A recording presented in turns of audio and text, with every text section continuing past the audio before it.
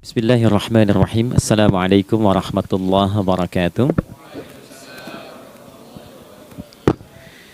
Alhamdulillah wassalatu wassalamu ala Rasulillah Muhammad ibn Abdullah wa ala alihi wa sahbihi wa man walah wa ba'd. Fa ya ibadallah usi nafsi wa iyyakum bi taqwallah faqad fazal muttaqun fala tamutunna illa wa antum muslimun. Faqala ta'ala Ya ayyuhalladzina amanu taqullaha haqqa tuqatih wa la tamutunna illa wa antum muslimun. Keluargaku sekalian yang terhimpun di dalam Pertagas, Pertamina Gas, kita mengawali dengan bermohon kepada Allah semoga siapapun yang berada di ruangan ini atau terhubung dalam kajian ini, semoga senantiasa dijaga, diberkahi dan dilindungi dalam kebaikan oleh Allah Subhanahu wa taala. Kita doakan yang bertugas di luar kota. Tadi saya dengar info juga Pak Direktur sedang di Semarang. Semoga giatnya dimudahkan oleh Allah dan semoga diberikan keberkahan. Ada satu bagian yang penting amanat Nabi di hadis Muslim pada satu sifat kepemimpinan. Bahwa di antara sifat pemimpin dan yang dipimpin itu harus selalu membangun kekompakan dengan nilai cinta dan doa. Ini yang sering dilupakan. Nabi pernah menyampaikan dan penyampaian ini, hadis ini didokumentasikan oleh Imam Muslim dalam satu kalimat yang singkat, padat tapi mengikat. Khiyaru a'immatikum man tuhibbunahu wa yuhibbunakum. Pemimpin yang baik itu adalah pemimpin yang kalian mencintainya dan ia pun mencintai kalian. Nah, membangun cinta itu salah satu jembatannya dengan doa. Oleh karena itu, di antara doa yang dianjurkan saat Anda memulai pekerjaan, itu bukan hanya untuk pribadi, lancarkan pekerjaan saya. Tapi juga sehatkan pimpinan saya, pimpinan mendoakan sehatkan anggota saya, sehingga semua itu melahirkan sifat harmoni yang memberikan kenyamanan dan kebahagiaan dalam bertugas. Nah, izinkan saya mengawali dengan itu dulu, karena itu di antara sunnah yang seringkali terlupakan. Sehingga bekerja itu lebih banyak dilakukan dengan tekanan menyelesaikan tugas dibandingkan dengan rasa cinta untuk bisa memberikan nilai ibadah di dalamnya. Yang kedua, semoga sholat kita diterima oleh Allah Subhanahu wa taala. Nah, yang kedua ini tidak cukup dengan amin. Kita harus tahu dulu standar penerimaan itu seperti apa. Dan yang kedua, kenapa harus sholat? Ini poin pokoknya. Mengapa sih umat Islam itu cukup hanya misalnya dengan bersyahadat saja dipandang sudah berislam, lalu berbuat baik? Kenapa mesti ada sholat? Kenapa bahkan yang pokok sampai 5 waktunya? Dan jumlah rakaatnya pun diatur sedemikian rupa sampai teknisnya pun dijelaskan dengan rinci.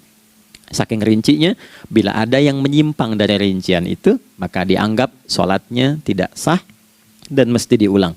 Shallu kama ra'aitumuni usalli. Sholatlah kalian seperti kalian persis melihat aku menunaikan sholat. Dan dalam sholat inilah kemudian ada sanad yang tersambung secara ketat sampai-sampai dalam hadis Muslim nomor hadis 397. Demikian di Al-Bukhari juga diabadikan di nomor hadis 757 oleh sahabat Abu Hurairah. Sanadnya tersambung kepada Khalad bin Rafi Az-Zuraiqi, seorang yang sholat di samping Nabi tapi bermasalah sholatnya. Lalu Nabi meminta beliau untuk mengulangi sholatnya. Sampai 3 kali peristiwa itu hingga beliau berkata, Ya Rasulullah au kama qala Alimni ma uhsinu ghairah. Ya Rasulullah, tolong ajarkan kepada aku karena aku tak punya pengetahuan lebih dibandingkan dari apa yang telah aku kerjakan. Nah, dari dasar ini melahirkan satu pertanyaan kritis ya, dan juga perlu argumentasi yang kuat secara syariah mengapa kita menunaikan ibadah salat. Baik teman-teman sekalian, karena waktu kita sangat padat ya, kita manfaatkan sebaik-baiknya. Saya mohon izin kajian kita akan lebih fokus kepada inti materi sehingga manfaatnya lebih banyak kita dapatkan. Salat satu-satunya amalan di dalam Islam yang mencakup 4 bagian pokok dalam beragama. Jadi ketika seseorang menetapkan dirinya beragama dan ciri satu nilai agama itu bernilai benar, ya, dalam nanti kalau kita mau komparasikan atau kita riset, itu ciri pokoknya ada 4. Satu, ada aspek namanya aspek keyakinan, ya, tauhid atau akidah. Nggak mungkin kan beragama kalau nggak yakin. Ya, karena itu pasal 29 ayat kedua itu mengandung nilai keyakinan. Negara menjamin kemerdekaan tiap-tiap penduduk untuk memeluk agamanya masing-masing dan beribadah menurut agama dan kepercayaannya itu. Ya, jadi nggak mungkin kita bisa menghasilkan nilai kepercayaan dan ibadah kalau tidak ada unsur keyakinan. Atau bahasa kitanya disebut dengan iman. Ya, iman itu nanti juga dipaku dalam setiap nilai kebangsaan di konteks Negara Kesatuan Republik Indonesia. Ini yang paling membahagiakan. Jadi mau jadi pegawai apapun itu syarat, ya, salah satu syarat yang melekatnya beriman dan bertakwa kepada Tuhan Yang Maha Esa, gitu kan? Ya, kemarin saya di BPK itu ada 11 bab Romawi, 40 pasal. Ya, di bab yang keempat pasal 13 tentang pemberhentian dan pengangkatan itu ada 11 poin A sampai K. Di poin B yang keduanya syarat menjadi bagian dari anggota BPK itu beriman dan bertakwa kepada Tuhan Yang Maha Esa. Baik, di Undang-Undang Pendidikan Sisdiknas nomor 20 tahun 2003 itu kalau kita baca dari poin menimbang ada 4, di poin B-nya saja sudah ada iman. Ya, Undang-Undang Dasar 1945 mengamanatkan pemerintah mengusahakan satu sistem pendidikan ya nasional yang meningkatkan keimanan dan ketakwaan pada Tuhan Yang Maha Esa serta akhlak mulia, baru mencerdaskan kehidupan bangsa. Ya, secara singkat, satu, agama dianggap benar kalau ada doktrin keimanan, ada akidah, ada tauhidnya. Yang kedua, ada ibadahnya. Ya, sebagai pembuktian kita beriman, buktinya apa? Ya kan? Saya beriman kepada Tuhan, kita tetapkan, misalnya Allah. Apa pembuktian keberimanan kita kepada Allah? Ya, kan pembuktiannya itu mesti diwujudkan dalam bentuk sikap. Sikap itulah yang disebut dengan ibadah. Nah, konsepsi ini ada di Quran surah ke-20 Thaha di ayat ke-14. Innani anallahu la ilaha illa ana fa'budini. Ya, sungguh aku tegaskan bahwa akulah Allah, satu-satunya Tuhan yang layak dipertuhankan dan disembah. Ketika Anda mempertuhankan aku, fa'budni, maka buktikan kebertuhananmu kepadaku dengan menyembahku. Karena itu namanya Allah punya dua arti. Satu yang dipertuhankan, kan? Ilahun wahid. Yang kedua yang disembah. Ya, jadi yang dipertuhankan dan disembah. Oke. 3. Yang ketiga harus punya unsur praktikal atau implementatif dalam interaksi kehidupan. Ya, jadi bukan cuma nyembah Tuhan, bimbingan kehidupannya apa? Implementasi dari ibadah itu. Ya, ciri umat beragama itu kan bukan hanya sekedar saya yakin, beriman, saya ibadah. Terus bukti ibadah itu dibawa dalam berinteraksi hariannya seperti apa wujudnya. Ya, makanya ketika dulu orang itu jujur, orang itu bangga dengan kejujurannya bukan sebagai orang jujur, tapi sebagai muslim. Jadi ketika ditanya, kenapa Anda jujur? Karena saya muslim. Ketika ada seorang penggembala di Sahara yang sangat gersang, diuji oleh Umar bin Khattab, ingin diambil kambingnya, kan kisahnya viral kan? Baik ya? Oh, tapi ini bukan punya saya. Bilang aja pada tuan Anda, kalau kambingnya hilang satu dimakan serigala. Lantas di mana Allah? Jawaban itu yang menggetarkan kepada jiwa. Jadi kebenaran yang diungkap dengan sikap kejujuran itu implementasi nilai beragama. Nah, jadi praktek ibadah ada di muamalah. Oke, satu akidah. Akidah dibuktikan lewat ibadah, ibadah diimplementasikan dalam muamalah. Itulah sebabnya nanti seluruh bagian tubuh kita ketika digunakan untuk bersifat dan bersikap, itu ada tuntunan iman di dalamnya. Oke? Misal, saya tanya begini ya, ini mukaddimah ya, kita belum mulai nih. Saya tanya gini, apa fungsi mata? Tuh kan, sudah keliru kan? Nah, kalau hanya melihat, hewan juga melihat. Ya? Coba kambing melihat, ya kan? Elang melihat. Lalu apa bedanya fungsi mata kita dengan mata hewan? Ternyata ketika kita meriset ayat-ayat Al-Quran terkait dengan fungsi tubuh kita, itu rata-rata dibuka dengan iman dulu. Quran surah 24, surah Cahaya, ayat 30 untuk laki-laki, 31 untuk perempuan. Qul lil mu'minin. Ya Muhammad katakan, viralkan pada pria-pria yang menyatakan dirinya telah beriman. Yaghuddu min absarihim, gunakan pandangannya itu yang dibimbing oleh imannya untuk melihat yang baik saja menurut standar imannya. Jadi kalau menurut imannya tak baik, nggak boleh dilihat. Karena itu ketika Anda sudah mengatakan asyhadu an la ilaha illallah, asyhadu anna Muhammad Rasulullah, kalimat itu dari lisan turun ke hati, Itu jadi cahaya ke bagian tubuh kita. Makanya ketika Anda melihat, itu ada cara pandang tertentu yang dibimbing iman. Standarnya beda dengan tanpa iman. Kalau nggak ada iman, semua mungkin terlihat. Tapi ketika ada iman, hati kecil Anda akan bicara, ini nggak baik. Palingkan. Nah, memalingkan dari yang tak baik menurut iman, itu namanya ghaddul basar. Oke? Perempuan juga begitu, setara. Wa kullil mu'minati yaghdudna min absarihinna. Dan katakan pada setiap perempuan yang menyatakan dia beriman, maka gunakan pandangan itu dengan bimbingan imannya. Ketika tak baik menurut imannya, palingkan. Ya, Anda lihat kajian di YouTube, terus ada iklan kan? Nah, terus menurut standar iman nggak bagus, itu otomatis akan nggak suka itu. Ya, pasti dipalingkan. Ya. Anda kalau naik pesawat ya, tugas keluar tuh, pertagas tugas keluar. Kalau pramugari lagi demo tuh yang dilihat pramugarinya apa demonya tuh. Nah, iman itu akan bekerja di situ tuh. Ya, palingkan tuh. Nah, sama dari mata turun ke, jangan langsung ke hati aja, ke lisan dulu kan. Ya, ke mulut kan. Itu mulut tuh ketika digunakan fungsinya, imannya disebut dulu. Ya, Quran surah 49 ayat 11 misalnya. Ya ayyuhalladzina amanu, imannya dulu. La yaskhar qaumin qaum. Ayat 12-nya la yaghtab ba'dukum ba'dha. Hai orang-orang yang telah menyatakan beriman. Kalau pakai alladzina disebutkan 1080 kali dalam Al-Quran, itu kalimatnya diksinya singkat, padat, mencakup semua tanpa sekat. Oke, jadi kalau laki-laki, perempuan, tua, muda, besar, kecil, beda strata, duniawi, itu semua tercakup di dalamnya. Hai semua yang telah menyatakan beriman, gunakan imanmu untuk membimbing lisanmu bertutur. Kalau masih merasa punya iman, jangan gunakan lisan untuk mencela, merendahkan orang. Untuk bergibah, membuat hoax. Didetilkan oleh Nabi, kalimatnya jelas. Man kana yu'minu billahi wal yaumil akhir, falyakul khaira aw liyasmut.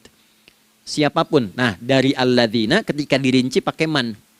Ya, man itu bentuk tunggal, ya, personal, tapi maknanya general. Jadi kalau Anda, saya, kita baca ayat atau hadis ada man, posisikan Nabi sedang bicara ke kita. Ya, hei Adi Hidayat, posisikan Nabi bilang gitu tuh. Kalau engkau merasa beriman sama Allah dan yakin dihisab di hari kiamat, jaga lisanmu. Katakan yang baik dengan bimbingan imanmu, tak mampu engkau diam. Jadi cukuplah suami istri itu menggunakan satu hadis ini, pasti sakinah itu muncul dalam kehidupan rumah tangganya. Ya, itulah sebabnya kenapa sakinah didahulukan dibanding mawaddah. Hati-hati ya, Mbak, walaupun namanya sakinah nggak ada ini nggak akan datang tuh ketenangan tuh. Ya, ada yang tahu nggak rahasianya? Kenapa sakinah duluan dibanding mawaddah? Ya, 5 juta. Ya, waktu habis karena padat sekali. Maddah jamaknya mawaddah, rasa kasih yang tumbuh dari pemberian materi. Jadi kalau rumah tangga itu ingin cenderung pada kebahagiaan, boleh berbagi dengan materi. Ya, istri cemberut, Anda datang dengan senyuman, sayang, kenapa? Ya, ini emas 2 kilo, nah itu pasti sehat lagi tuh. Ya, itu mawaddah. Tapi maaf, walaupun Anda mapan bekerja, harta cukup melimpah, ruah, tapi tidak ada ketenangan di rumah tangga, tidak ada sakinah, maka hampa kehidupan rumah tangga itu. Itulah sebabnya kenapa di Quran sakinah lebih dulu dibandingkan dengan mawaddah. Saya tanya ibu deh, ibu pilih mana? Kaya tapi gelisah atau miskin tapi tenang? Oke. Saya paham itu. Saya paham. Suami juga sepakat semua ya. Artinya apa? Kita nggak bisa menghilangkan unsur ketenangan. Oke, itu hanya pembuktian argumentatif ya. Supaya kajiannya lebih kepada argumen. Jadi ada akidah terkorelasi dengan ibadah, implementasinya di aspek muamalah. Nah, nanti cara bermuamalahnya diatur lewat akhlak namanya. Bagaimana bermuamalah yang baik? Kan Anda, maaf ya, berekspresi kepada pimpinan dengan kawan kan berbeda. Oke, kepada orang tua dengan anak kan lain. Nah, yang mengatur interaksi kita sehingga terjalin harmoni yang baik, itulah yang disebut dengan akhlak. Nah, 4 poin inilah yang menjadi inti dakwah Nabi SAW ketika diutus oleh Allah Subhanahu wa Ta'ala. Memastikan 4 ini bisa optimal kita lakukan dalam kehidupan. Bonusnya yang kelima, selalu meningkatkan inovasi sehingga selalu mendapatkan hal baru dalam kehidupan. 5 ini digabungkan di Quran surah kedua Al-Baqarah di ayat 151. Kama arsalna fikum rasulam minkum yatslu alaikum ayatina. 1. Oke, wa yuzakkikum 2, akhlak, wa yu'allimukumul kitaba 3, wal hikmah 4, 5, wa yu'allimukum ma lam takunu ta'lamun. Kelima-limanya ini digambarkanlah dalam bentuk ibadah yang melatih kita sebagai pondasi awal menuju dan memantapkan 5 hal ini, yaitu sholat. Itulah sebabnya kenapa sholat yang pokok dilakukan 5 waktu dalam sehari untuk mewujudkan 5 hal ini dalam kehidupan, dan satu-satunya ibadah yang mengumpulkan 5 aspek ini dalam prakteknya hanya sholat. Hanya sholat. Oke, mari kita detilkan, kita rinci, dan di sini kita akan mulai kajian kita. Yang tadi mukadimah ya. Baik, kita punya 30 menit. Wah, padat sekali. Bismillahirrahmanirrahim. 1. Sholat adalah perwujudan iman seorang hamba. Karena itulah kalimat sholat pertama kali disebutkan dalam Al-Quran, itu letaknya setelah kalimat iman. Al-Baqarah ayat 3, Alladzina yu'minuna bil ghaibi wa yuqimunas sholat. Orang-orang yang telah menyatakan beriman dan konsisten menjaga imannya. Beda alladzina amanu dengan yu'minun. Amanu telah beriman. Tapi kalau dia komitmen dan konsisten terus menjaga imannya sampai saat dia berpulang pada Tuhannya, maka berubah nanti bentuknya kalau di bahasa Arab jadi mudhari'. Kalau di bahasa Inggris kan tuh punya 3 arti, present, continuous, and future. Jadi kalaupun sekarang terus berlangsung sampai masa depan pun saya tetap akan beriman. Nah, pembuktian untuk menjaga iman itu pembuktian utamanya pada sholat. Itulah sebabnya satu-satunya amal ibadah dari rukun Islam yang 5 itu, ya, satu-satunya amal ibadah yang disebut iman dalam Al-Quran hanya salat. Teman-teman boleh buka Quran surah kedua Al-Baqarah di ayat 143. Ya, di pertengahan ke ujung ayatnya. Saya percepat. Wa ma kana Allahu liyudhi'a imanakum. Dan Allah nggak akan pernah menyia-nyiakan salat seseorang yang dikerjakan karena imannya. Ayat ini turun, ketika ada terjadi pergantian arah kiblat dari yang tadinya semula ke Masjidil Aqsa, lalu berputar 180 derajat, beralih ke Masjidil Haram. Nabi sedang berada di luar Madinah. Madinah tempo dulu wilayahnya nggak seluas cakupan sekarang. Oke, kalau diilustrasikan area sekitaran Masjid Nabawi sekarang itulah Madinah lah. Di luar itu sudah di luarnya. Nah, Nabi sedang sholat, riwayatnya banyak menyebutkan ada yang mengatakan zuhur, ada asar, ada maghrib. Di pertengahan itu turunlah Al-Baqarah ayat 144. Qad nara taqalluba wajhika fis sama' falanuwalliyannaka qiblatan tardaha fawalli wajhaka syatral masjidil haram.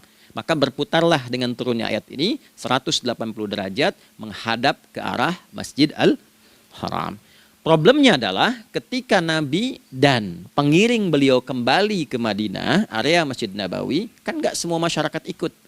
Maka virallah informasi itu bahwa kiblat telah beralih ke kiblat awal, yaitu Ka'bah Al-Musyarrafah. Maka penduduk panik pada saat itu. Status sholat kami yang tadi dikerjakan bagaimana? Karena sedang nggak bisa diulang, sudah pindah waktu. Maka turunlah kemudian firman Allah yang Al-Baqarah 143 itu, wa ma kana Allahu liyudhi'a imanakum. Karena engkau mengerjakan sholat itu dengan imanmu, maka Allah nggak menyia-nyiakan imanmu itu. Maksudnya apa? Walaupun arah kiblatnya tidak tahu mengarah kepada sisi yang belum berubah, tetap dihitung pahalanya sempurna karena imannya. Gitu. Nah, ini nanti yang menjadi landasan turunnya Al-Baqarah ayat 115. Walillahil masyriq wal maghrib fa aynama tuwallu fathamma wajhullah. Kalau Anda sedang tugas nanti di lapangan, lalu sulit menemukan arah kiblat. Aplikasi susah karena sinyal nggak masuk misalnya. Oke. Kemudian juga matahari agak remang-remang sehingga sulit untuk terlihat patokannya. Maka dengan keyakinan, dengan iman itu, menghadaplah ke arah yang kita yakini, maka berlakulah Al-Baqarah 115. Di saat itu diterima amal ibadah kita sama dengan yang menghadap kiblat dengan dasar imannya. Oke. Nah, pengertian terbaliknya, mafhum mukhalafahnya, maka Nabi mengatakan, al-farqu bainal mu'min wal kafir tarkus shalah. Beda antara orang yang beriman dengan yang belum beriman adalah pada sholatnya. Jadi kalau ada orang mengatakan sudah beriman dan tidak menunaikan sholat, ini artinya keimanannya belum diakui sepenuhnya oleh Allah Subhanahu wa Ta'ala. Ikhlas ya. Halo, kenapa sedih begini? Maaf, saya terlalu cepat nggak? Enggak ya, baik. Jadi dalam poin ini penting pembedanya di sholat. Itulah sebabnya kenapa dari kecil kan, usia sekian, dari mulai 3 ke arah 7 tahun contohkan. Ya, orang tuanya sholat bentangkan sejadah. Kalau bisa, kalau anak sudah mulai suka tuh kasih model sejadah yang anak-anak sukai bentuknya. Ya, dulu ada anak saya senang model mobilan, saya tidak sebutkan supaya tidak endorse gitu ya. Dikasih sejadah dengan pola itu, dia senang tuh ikutin. Kita nggak minta sholat, dia datang sendiri. Ya, nanti setelah mulai 7 tahun kan baru diajarkan dengan baik, diajak ke masjid kalau yang laki-laki. Demikian seterusnya. Ya, mengapa dari awal dituntun seperti itu? Untuk memberikan sebuah penguat bahwa penjagaan iman dimulai dari sejak dini. Ya. Tapi di Indonesia saya perhatikan kelasnya sudah advance. Ya, TK sudah manasik gitu. Okay. Itu satu ya. Karena nanti kalau Nabi bilang begitu artinya akan terjadi orang mengatakan beriman tapi tidak sholat. Ya, makanya keras dari awal Nabi katakan bahwa pembeda antara orang yang beriman dengan yang baru klaim beriman itu pada sholatnya. Ya, pada sholatnya. Mengerjakan sholat maka sah status imannya, tidak menunaikan sholat maka bermasalah imannya. Itu poin yang pertama. Yang kedua teman-teman sekalian, ibadah. Kita lanjut ya. Sholat adalah bagian pokok terpenting dari ibadah. Nah, di sini kita akan mulai membuka sedikit rahasia terkait dengan aspek ibadah ini. Teman-teman sekalian, ternyata sholat ini ketika oleh Allah diturunkan dalam Al-Quran, dalam konteks penunaian ibadah, bukan berarti hanya mengkoneksikan atau mengkorelasikan hubungannya dengan iman saja, bukan. Karena saya beriman, saya buktikan ibadah nyembah Allah lewat sholat. Dalilnya Quran surah ke-20 ayat 14. Innani anallah la ilaha illa ana. Aku tegaskan akulah Allah, nggak ada Tuhan yang layak dipertuhankan dan disembah kecuali saya. Fa'budni, kalau Anda telah menyatakan beriman padaku, buktikan keberimananmu dengan menyembah saya dalam ibadah. Bentuknya bagaimana ya Allah? Teruskan ayatnya. Wa aqimis sholata. Tunaikan sholat sebagai bukti ibadah. Itu li dzikri, sebagai zikir kepadaku. Jadi korelasi antara ibadah dengan iman, sudah kita sebutkan dalilnya. Sekarang ibadahnya tersendiri ketika ditunaikan, apa manfaat dari ibadah itu? Mengapa mesti ada 5 waktu? Dan apa turunan manfaatnya dalam kehidupan kita? Kalau kita mengerjakan itu, dampaknya kepada kehidupan kita apa? Nah, inilah indahnya di dalam Islam, dijelaskan dalilnya, diberikan contohnya, diberikan alasannya, dan yang paling indah, diberikan penjelasan dengan detail tentang manfaat-manfaatnya. Ini tidak ditemukan di dalam konsep keyakinan manapun. Kalau teman-teman boleh mau riset silahkan. Ada nggak satu keyakinan agama tertentu yang dari ibadahnya itu diatur? Cara memulainya, bacaannya, detailnya, manfaatnya, waktunya, sampai dengan hasilnya, sampai kiamatnya. Ini menunjukkan bukan karya manusia. Bukan karya manusia. Kalau karya manusia setiap orang bisa buat itu. Ya, ketika ini menunjukkan bukan karya manusia, maka pertanyaannya dengan cara apa lagi Allah memberikan pembuktian pada kita bahwa Ia Tuhan yang hak yang harus kita sembah. Nah, kalau sudah paham, mari kita rincikan turunan tentang sholat ini. Kita mulai satu-satu teman-teman sekalian dari waktu sholat. Seperti kita ketahui waktu sholat ada 5. Tapi yang sering kita dapati dari yang 5 ini tidak semua orang mengetahui tentang makna dari nama dan pembagian di waktu ini. Yuk kita mulai rincikan. Sholat yang pertama namanya apa? Gak usah khawatir menang gak dapat hadiah kalau benar. Salah juga keterlaluan. Oke, 1 subuh. Dia satu-satunya nama sholat yang punya 2 nama ya. Subuh dan fajar. Oke, Pak Fajar, Pak waktu sholat. 2 zuhur. 3 asar. 4 maghrib. 5 isya. Oke, rumus hitungannya 24, 4, 3, 4 ya. Rumus bilangannya 24, 4, 3, 4. Kalau mau tanya nomor koneksi dengan Allah 24, 4, 3, 4, 2 subuh, 4 zuhur, 4 asar, 3 maghrib, 4 isya. Oke, pertanyaannya, apa artinya nama itu? Selama ini jangan-jangan kita hanya tahu namanya, tapi tidak memahami maknanya. Itu poinnya. Oke, sekarang mari kita mulai. Izin saya tidak punya kemampuan untuk menuliskan, ya, karena memang saat ini terbatas, tapi kalau diperkenankan bisa kita coba uraikan sedikit. Baik. Ya, bismillah, jazakallah khair. Mohon fokus baik-baik karena waktunya tinggal 21 menit lagi. Izin saya pastikan dulu ya supaya terlihat dengan baik. Ibu kelihatan di sana? Bagus. Saya kira tuh hanya di Sumbawa Barat. Ternyata di Pertagas pun perempuan-perempuannya imannya luar biasa. Maksudnya belum saya tulis sudah kelihatan. Imannya luar biasa. Oke, kita mulai dari yang pertama ya. 5 waktu sholat. Kita mulai dari 1 dulu. Subuh, teman-teman saya turunkan dulu ya. Izinkan saya tulis pakai bahasa Arab dulu supaya gampang. 1, dia punya 2 nama. Yang ke Arab ya. Kalau yang gini angka Hindi. Anda yang di admin di komputer pasti tahu. Ada Fajr. Kata subuh ditemukan di Al-Quran surah ke-81 At-Takwir ayat 18. Kalau keliru tolong diingatkan. Was-subhi idza tanaffas. Quran surah 81 ayat 18. Ya. Nggak usah di ilmu utak-atik ya. Oh ini kenapa 81 kalau dibalik 18? Itu cocok logi. Ya, abaikan aja itu. Ya. Fajar agak banyak di Quran terkait dengan nama sholatnya ada di Quran surah ke-17 di ayat 78. Aqimis salata liduluki syamsi ila ghasaqil laili wa Qur'anal fajr. Inna Qur'anal fajri kana masyhuda. Yuk kita mulai ke maknanya dulu. Ingat rumusnya ya. Rumusnya ini selalu begini rumusnya. Aqidah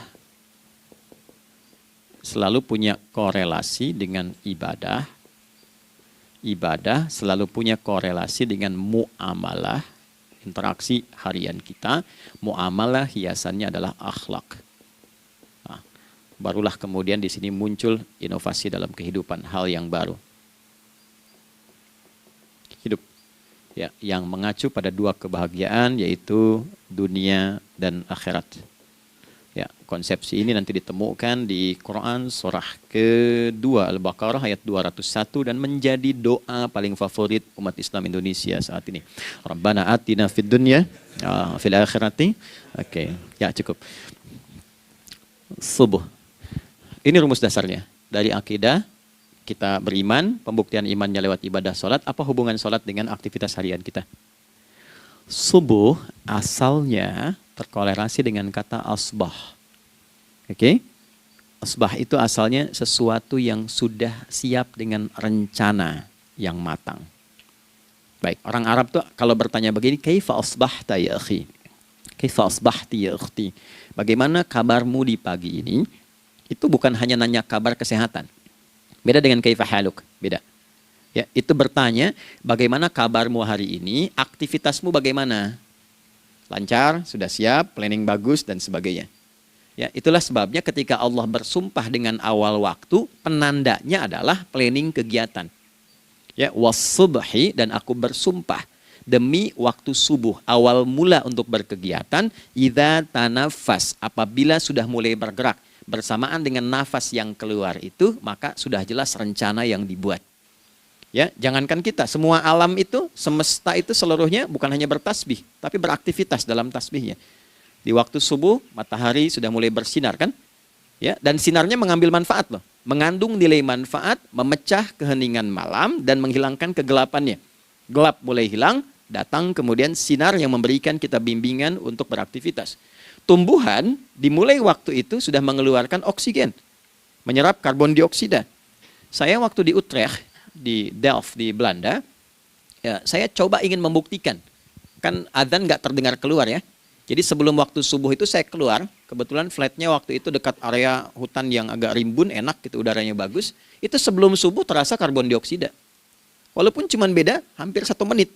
Tapi begitu masuk waktu subuh, keluar kesegaran yang luar biasa. Oksigen yang keluar. Ya, ini kan nggak mungkin kalau kuasa Allah tuh nggak mungkin terjadi seperti ini kalau bukan kuasa Allah Subhanahu wa taala. Tapi poinnya adalah yang bicara begini Quran. Nah, sekarang yang ingin saya katakan adalah alam semesta dalam konteks seperti matahari, kemudian tumbuhan, binatang, ayam bahkan mulai berkokok, punya planning yang teratur. Masa kita makhluk yang dihisab tuh nggak teratur? Nggak punya perencanaan? Maka subuh itu mengajarkan kepada kita, jangan sampai ada orang Islam yang punya keimanan, lalu menunaikan sholat, diajarkanlah oleh Allah, setiap masuk subuh itu harus punya agenda yang jelas. Planning yang terukur. Jangan terjadi mengaku muslim, beriman, tapi nggak jelas perencanaan hidupnya. Jam 7 mau di mana? Jam 8 kerjakan apa? Anda dari sini ketemu 7 ke 4, atau setengah 8 ke setengah 5, 8 jam kerja. Oke, berangkat jam berapa? Petakan di jalan macetnya di sebelah mana? Ukur sampai kantor tiba jam berapa? Apa yang mau dikerjakan di kantor? Itulah Islam, itulah subuh. Sehingga tidak ada satupun orang Islam di era Nabi mengajarkan beraktivitas kecuali terukur dan teratur. Bahkan Nabi memulai itu evaluasinya di malam hari. Sehingga turun di antara surah Al-Insyirah itu ada ayat yang tegas mengatakan di ujungnya, فَإِذَا فَرَغْتَ فَانْصَبْ. Evaluasi yang telah berlalu di malam hari. Evaluasinya menyeluruh sampai ke zikirnya. Dicatat nih. Ya, aku hari ini secara spiritual itu, mohon maaf, sholat jamaahnya berapa waktu tuh? Dari 5. Oke? Misalnya dari 5 itu cuma 4, berarti koreksi ada yang kurang. 1. Ya. Yang kedua, secara intelektual sudah berapa bacaan yang dibaca saat ini? Ilmu yang ditingkatkan, mensyukuri anugerah akal dan sebagainya. Bekerja sempurna enggak? Turunkan ibadahnya bagaimana? Ketika ada yang kurang, istighfari. Ya, sebagai seorang ayah, ada nggak sesuatu yang salah yang dilakukan belum sempurna? Sebagai seorang ibu, anak dan sebagainya, istighfar. Itulah sebabnya sebelum tidur Nabi ajarkan istighfar. Yang kita tahu 70 kali kan, 100 kali. Yang saya tanya, 1 ke 70 itu istighfar apa saja? Apakah hanya bilangan di lisan? Atau dari lisan diingatkan oleh pikiran, ditembuskan ke hati? Istighfar sebagai seorang ayah yang kurang maksimal melihat anak dengan baik. Anda boleh punya jabatan di kantor, boleh direktur, boleh manajer, boleh macam-macam. Tapi ketika Anda pulang, Anda seorang ayah. Saya di Timur Tengah disebut syekh, di sini dipanggil kiai, dipanggil ustadz. Pulang ke rumah, anak saya nggak kenal itu semua. Anak saya nggak peduli itu semua. Belum pernah seumur-umur saya mengajar, lalu saya pulang, anak saya menunggu depan pintu dan memanggil, kiai. Ada. Dia ingin ayahnya. Oke. Kenapa nggak kita hadirkan istighfar pertama kita itu karena kita kurang perhatian. Kurang perhatian kepada anak misalnya. Saya kalau pulang tengah malam dan semua tertidur, saya lihat satu-satu. Perbaiki cara tidurnya, doa, lihat satu-satu, minta ampun sama Allah. Dan ya kadang sebelum mengalirkan air mata kita nggak bisa tidur karena nggak tahu nanti ketemu lagi nggak di akhirat. Itu poin yang paling penting. Nah, jadi istighfar pertama itu untuk diri kita ketaatan pada Allah, untuk diri kita sebagai anak pada orang tua, sebagai suami punya tanggung jawab istri atau sebaliknya, demikian seterusnya. Nah itu kalau sudah kita bisa lakukan, dievaluasi, direncanakan besoknya. Fa'idha faraghta fansab, direncanakan lagi yang berikutnya, besok mau ngapain, tulis malam. Kalau kita biasakan begitu tidurnya enak. Karena nggak ada beban, damai hidupnya. Dengan teman damai kalau ada perselisihan sebelum tidur. Ya. Jadi nggak ada orang mengigau itu masalah-masalah kehidupan dunia yang belum tuntas. Ini dunia saat maaf terjaga bermasalah, saat tidur pun masih bermasalah. Gara-gara kamu nih, kapan istirahatnya? Ya. Nah ketika kita bangun dari subuh itu, maka rencana yang sudah kita siapkan itu teman-teman sekalian, dibawa menghadap Allah supaya minta kemudahan, minta kelancaran, minta pendampingan, minta bimbingan.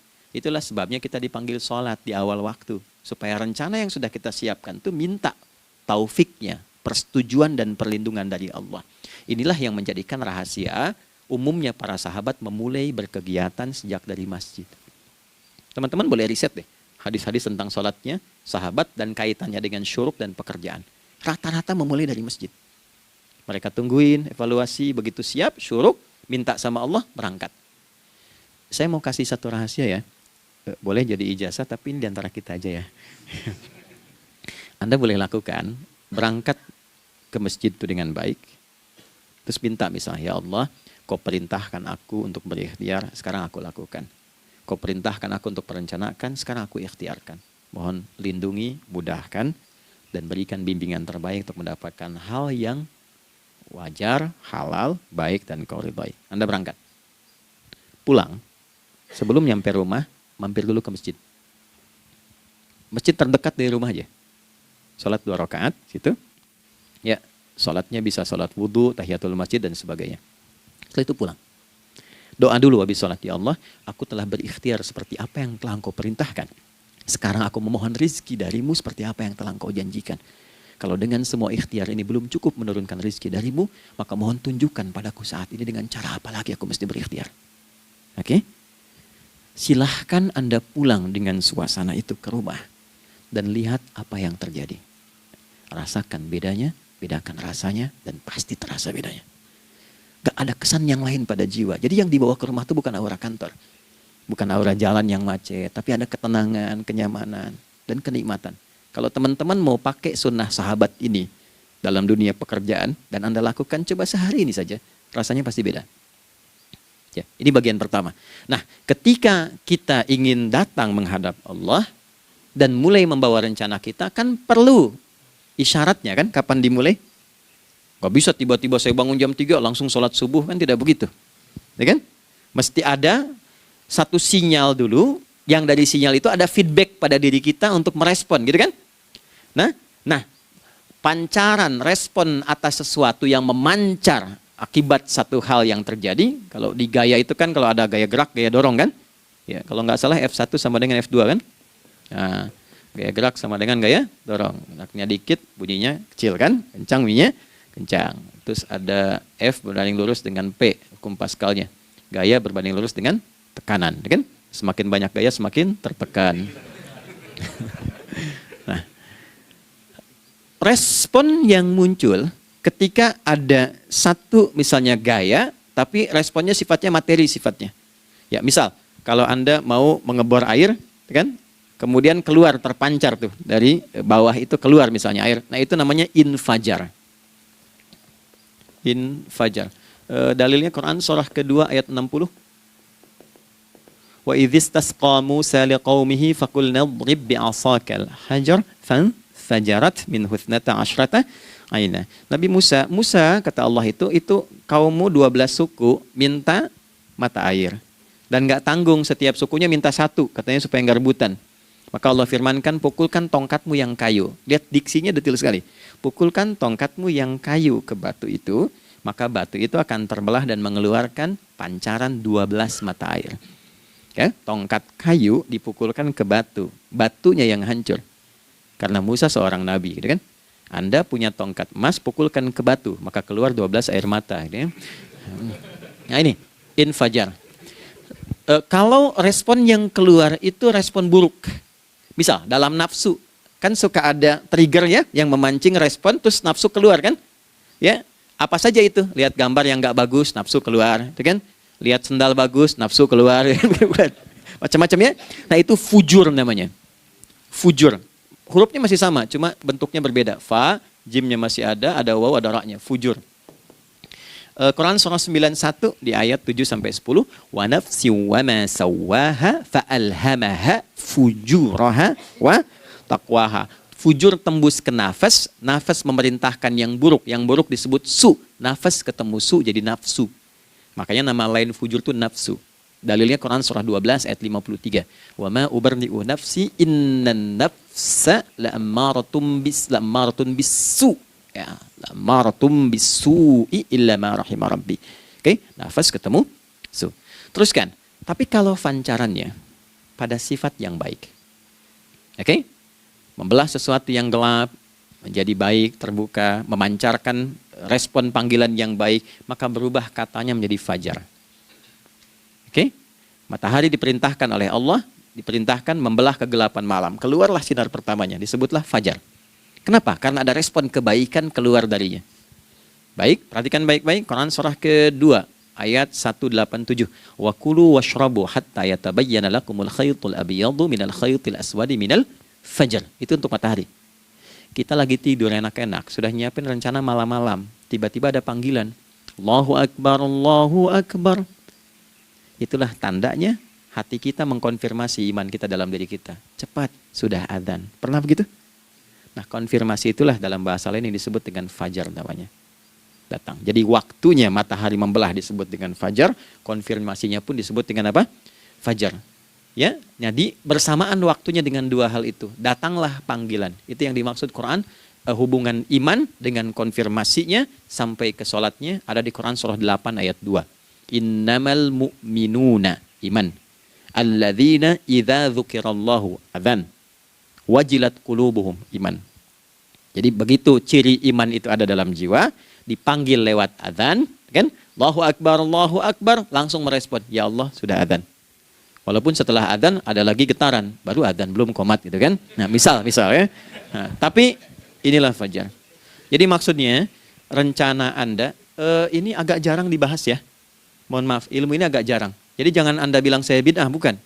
Ya, bukunya ada, referensinya ada. Cuman karena jarang dikaji, jangan sampai kekurangan pengetahuan menghukumi yang tahu jadi salah gitu. Ini poinnya. Jadi saya kalau bahas satu masalah itu bukunya saya kumpulkan. Tafsir awal sampai akhir yang ada apa, buku-buku tentang sholat apa, baru kita keluarkan. Jadi bagian topik-topik tertentu yang dibahas. Problemnya ketika membahas tentang ibadah cuma dua. Satu tentang bacaan, doanya apa. Yang kedua tentang gerakan, bagaimana mengerjakannya. Yang ketiga jarang dibahas, hikmahnya apa. Padahal rumus dalam ibadah itu dalam fikih tiga-tiga mesti dipakai. Ini Quran surah kedua ayat berapa? Ayat 129. Rabbana wab'ats fihim rasulan minhum yatlu 'alaihim ayatika ini wa yu'allimuhumul kitaba ini wal hikmah ini. Barulah kita mendapatkan sesuatu yang baru. Ya. Ini wa yuzakkikum dan di 151 Al-Baqarah wa yu'allimukum ma lam takunu ta'lamun. Jadi ini bukan ilmu yang baru, bukan, belum tahu saja. Jadi selama ini yang kita kerjakan jangan sampai terbatas pada ritualnya saja untuk mencukupkan ini. Hubungan ritual dengan ini apa gitu. Ya, jadi subuh ini mengkonfirmasi bahwa ada satu keteraturan dalam kegiatan kita. Ya, alhamdulillah. 2, siang. Oke, setelah subuh, fajar, salat apa? Zuhur. Oke, saya tanya pada Anda, zuhur itu artinya apa? Sudah, cukup katakan Allahu a'lam. Waktunya terbatas ya. Anda sahabat ditanya nggak tahu Allahu a'lam. Anda sahabat bukan, tabi'in bukan. Zuhur. Waktu tinggal 4 menit lagi. Oke, teman-teman kalau kita jeli, ini kan sholat dikerjakan di siang hari kan? Siang itu bahasa Arabnya nahar. Naharun itu siang. Tapi kenapa sholatnya zuhur? Kok nggak sholat nahar gitu? Ya, lohor, jadi paksain tuh. Zuhur, lohor. Ya. Terus sore, biar nyambung cepat. Sore, bahasa Arabnya kan masa. Masa al-khir, selamat sore. Kenapa kau sholatnya asar? Kok sholatnya namanya asar? Oke. Maghrib, isya. Isya kan malam kan? Kenapa nggak lail? Lail itu kan malam. Kalau ada yang istimewa di malamnya, itu lailah namanya. Makanya ketika turun Al-Quran disebut Lailatul Qadar. Karena malamnya istimewa. Beda, lail dengan lailah itu beda. Lail itu waktu malam, lailah ada yang istimewa di malam itu. Ya. Jamaknya lail, layali, lela, lili, lala, itu malam. Ibu lili, ibu malam-malam. Ya. Zuhur artinya jelas, terang. Ada idhar, dibaca dengan jelas, terang. Gak boleh dengung. Man amana. Itu kan? Ya. Min husni, harus jelas. Ya. Ada a, jelas. Zuhur kenapa disebut zuhur? Untuk evaluasi kegiatan kita dari setengah hari. Sudah jelas belum hasilnya? Anda punya rencana di sini, evaluasi di siang. Jelas gak hasilnya? Pekerjaan Anda yang sekarang diamanahkan dari pagi jam 7 sampai sekarang, evaluasi dulu. Dicek, jangan cuma ditinggalkan. Oke, saya sedang kerjain, tinggalin dulu sholat. Bukan begitu. Ketika akan sholat, Anda cek dulu. Dari ke siang itu tengah hari, bagaimana hasilnya? Ada yang perlu disempurnakan gak? Ya. Ketika ide-idenya mulai mentok, ada yang belum selesai, datang dulu sholat, tenang lagi. Saat tenang itulah dirumuskan kembali pelan-pelan. Kan lumayan dari jam 12 sampai jam 1. Diisi dengan baik, dilihat. Itu baru dunia ini. Kan kita ngejar ini juga. Karena nanti ayat 200-nya, ada yang cuma ngejar ini. Wa minan nasi may yaqulu rabbana atina fid dunya. Bukan, kalau nggak hafal diam aja. Wa minan nasi may yaqulu rabbana atina fid dunya wa ma lahu fil akhirati min khalaq.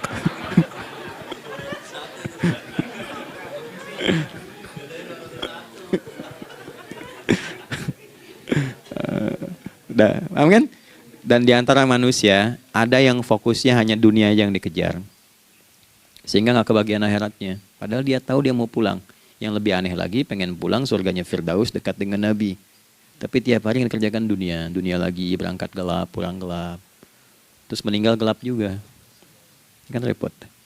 Nah, maka mesti investasi kan. Anda kalau tugas keluar kan, apalagi keluar negeri kan hukumnya beda. Bekalnya pun tidak sama. Anda tugas ke Amerika, mata uangnya sudah beda, hukumnya sudah beda. Terus pengen pindah ke alam barzah, pengen hukumnya sama dengan dunia, mustahil. Ya, makanya dimensinya beda, keadaannya tidak sama. Baju yang dipakai kan beda. Barang-barangnya nggak sama. Makanya disebut telah meninggal dunia, meninggalkan semua yang melekat pada dunia. Pindah ke alam lain, persiapan menuju titik akhir yang tidak ada ujungnya lagi. Nggak ada pembuka lagi. Jadi sudah ujung begini, nggak ada ruang lagi yang lain. Itu akhirat namanya. Makanya di sini cuma dua pilihannya. Kalau nggak ke surga, nah itu. Ya. Apa investasi yang ada di sini? Maka siang itu dicek dulu. Pekerjaan jadi ibadah nggak? Tadi niatin ibadah nggak waktu berangkat dari rumah? Kan? Waktu ngetik, waktu ngerjain di kantor, jadi ibadah nggak? Kalau ibadah, Anda nggak mungkin berbuat kriminal. Anda nggak mungkin berbuat maksiat. Nggak mungkin nipu, nggak mungkin nyogok. Nggak mungkin korupsi. Kan lagi ibadah. Nggak mungkin curang. Kan lagi ibadah. Anta budallaha ka'annaka tarah. Anda itu mengerjakan segala hal sebagai ibadah, merasa diawasi Allah. Fa in lam takun tarah fa innahu yarak. Kalaupun Anda merasa nggak melihatnya, Anda yakin Anda dilihat. Itulah kerja pakai iman, maka ini di bawah akidahnya. Jangan ditinggalkan. Nah, inilah yang selama ini kita butuhkan. Ya. Inilah yang melahirkan nilai etik, makanya adanya dalam jiwa. Takwa itu kan dalam jiwa, melahirkan etos. Etos mendorong kepada logos, logos melahirkan patos.